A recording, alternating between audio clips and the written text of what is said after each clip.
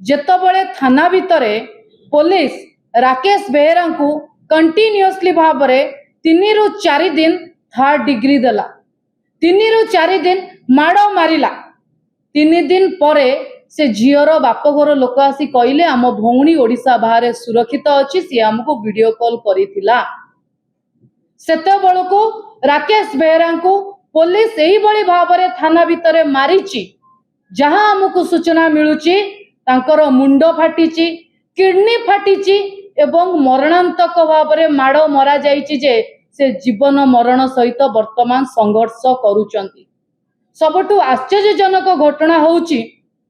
जेबेटू police तांकु थाना को उठेइची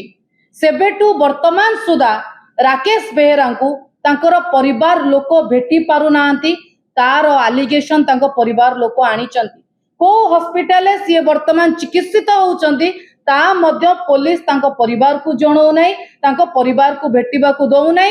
परिवार लोक संदेह करुचंती राकेश बेहेरा अछंती ना नाही तांकर स्वास्थ्य अवस्था कौन अच्छी प्रभु जगन्नाथ को कृपारु से भल होइकी फेरंतु किंतु जहाँ भी खबर मिलुची विशेष सूत्ररु तांको अवस्था संकटापन्न सेते भल नाही।